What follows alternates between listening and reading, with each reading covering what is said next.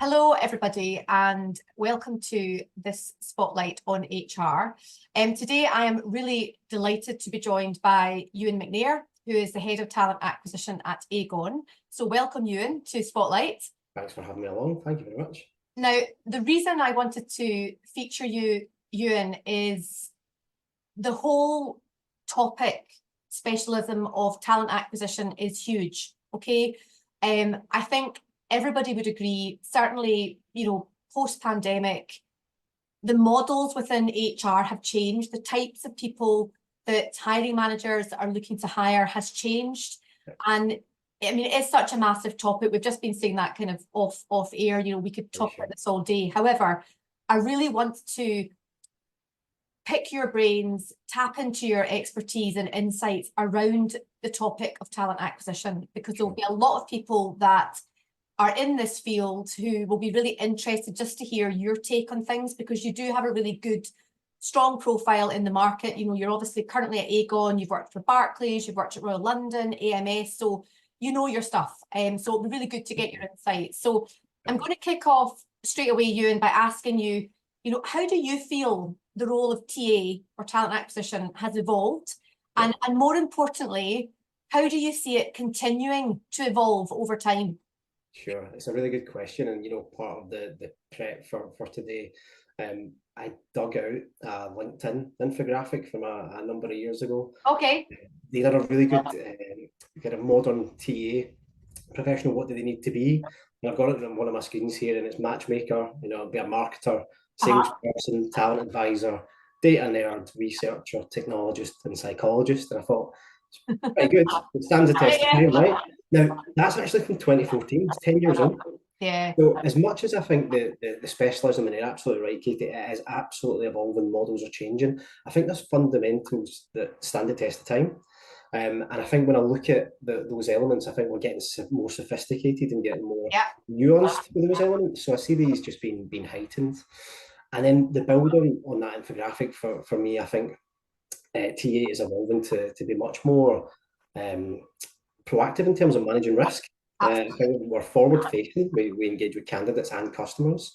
We need to ensure that there's effective governance in place. The role of DE&I, naturally, a big stakeholder in that agenda, and reporting for me. If we can't measure it, we don't know how we're tracking. So I think that's a story as well. Crucially, you're talking about changing models, understanding the business strategy and the people agenda, and how do we align to that, but also not just aligning to it, how do we challenge positively and make sure that we have a seat at the table and having the right discussions on that as well. Absolutely. You mentioned the pandemic. I thought that it's an interesting one, because I know naturally we've moved on from that in a number of ways, but I believe that we've had a really challenging time as a group of recruiters. I think HR has been really challenging. But the way in which we manage our brand, the data, how we do the basics well, I think we might come on and focus a bit more on that. But I mean, you look at the key themes coming into this year, we talk a lot about AI, early careers, skills-based hiring and organisations, internal mobility, and hybrid. We play a role in all of that. But I don't think we can do it all. I think we need to be grounded in reality as well. That's where the mindset for me with TA is super important. Like, what is your mindset? Is it growth or fixed? And I always talk about, and this is not agency versus in-house, just need to be clear. What is it? And you do talent acquisition, right? You absolutely.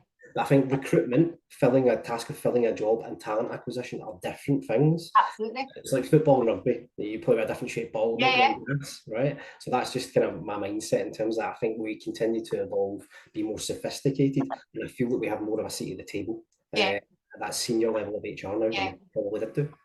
I think that's really relevant, actually, because there is that aspect of, and I've been guilty of using this kind of terminology myself, but, I talk about probably transactional recruiters.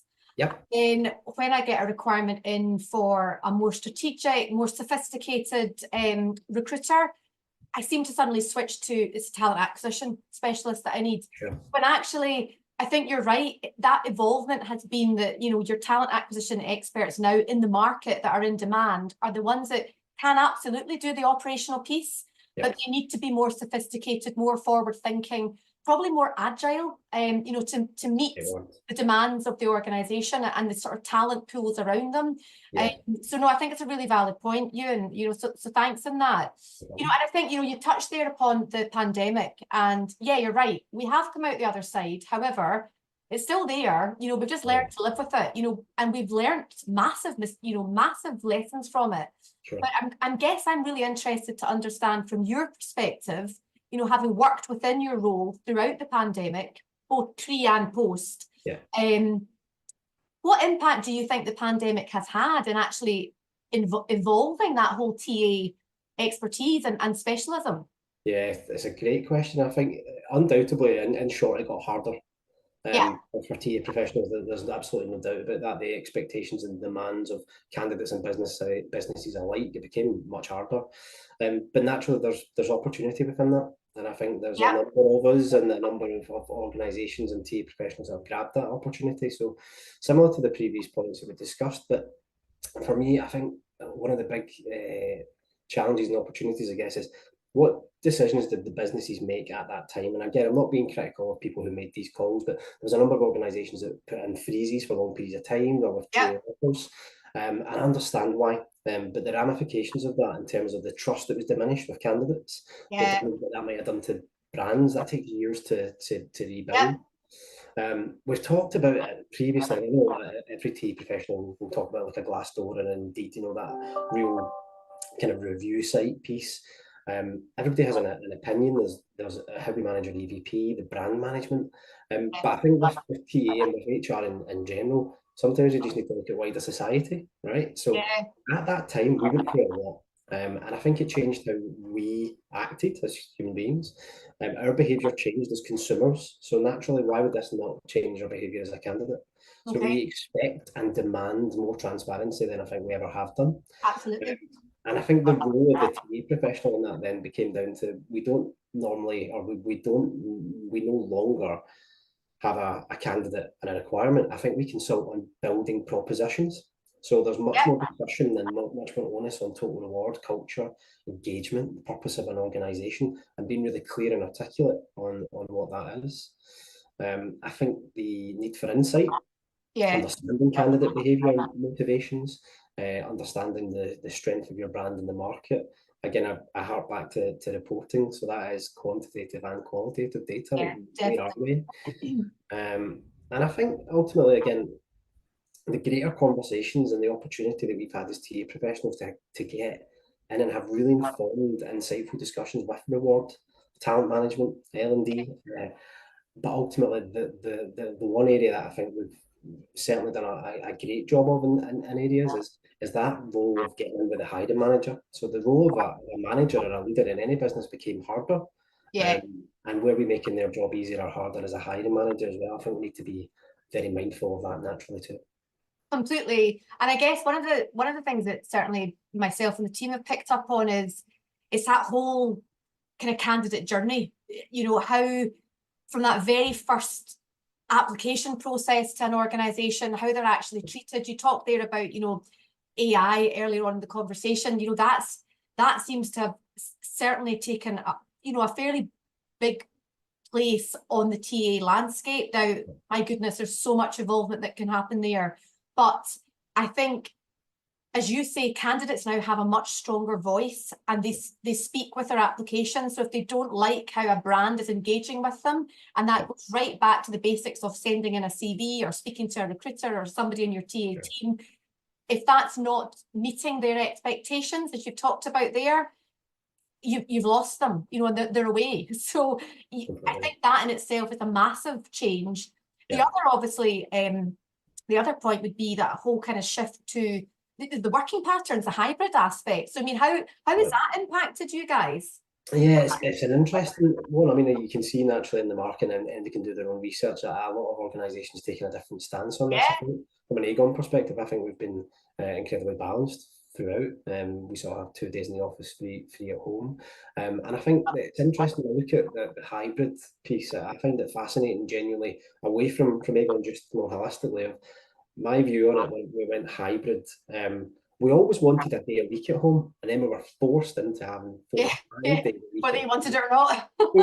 We went too far the other way, and actually, I do, like, life's about balance and compromise. Of course. Somewhere in the middle is key, and I think that, you know, from a mental health perspective, from a well-being perspective, but for your own development, I think you learn by being surrounded by other people, not just necessarily being remote. So Okay. the balance in all of this for me is absolutely paramount. I think we've got that balance right.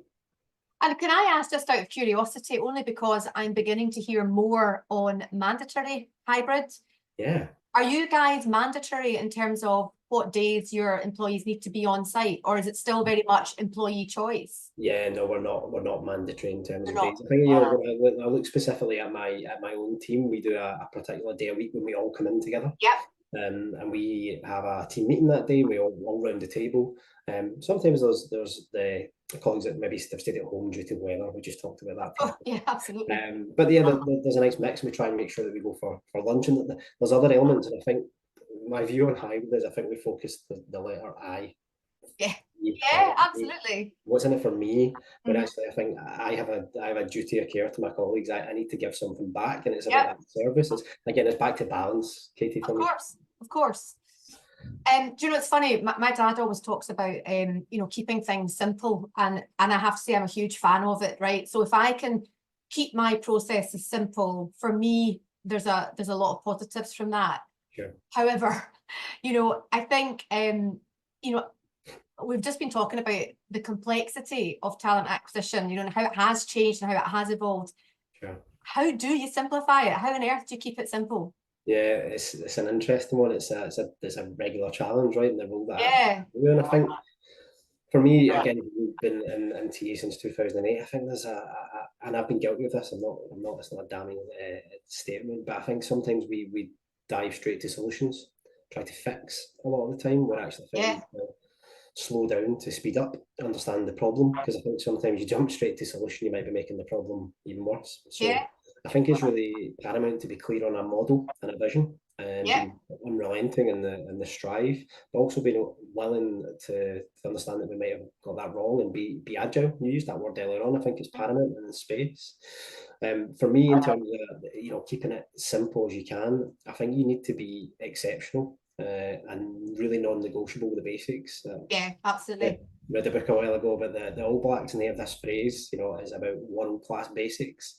If it's good Yeah. enough for them, it should be good enough for us as a group of recruiters, right? So Yeah. let's do the basic things really well. Good briefs for hiring managers, contract managers, what's the expectation? Good adverts, clear assessment material, timely feedback and offers. Yeah. Little hygiene factors are super Absolutely. important. Get them right, and I think we're well ahead. I think the other part with the streamlining the complexity, I think for us as a group of TA, either leaders or professionals, is constantly be curious.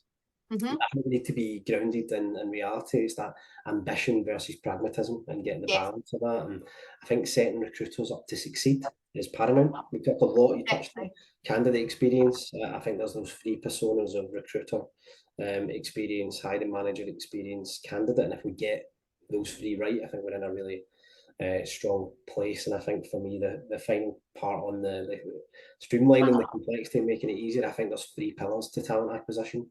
And I'm open to be challenged on this. There'll be comments below that. Yeah. I think it's marketing. Right? We take propositions to the market. Yeah. Internal or external, we do that. We tell a story. We're ultimately then trying to get people to make a decision. So we're trying to change behaviour. So that for me is just psychology. And then it needs to be underpinned and backed up with customer service. Do what you say you're going to do when you're going to do it. I think if you nail those three, it becomes very straightforward. And you know, listen, you have summarized that really well, Euan, and absolutely, if anybody that's seeing this thinks, do you know what, I want to challenge that, or I want to put in something, then my goodness, put it in the comments.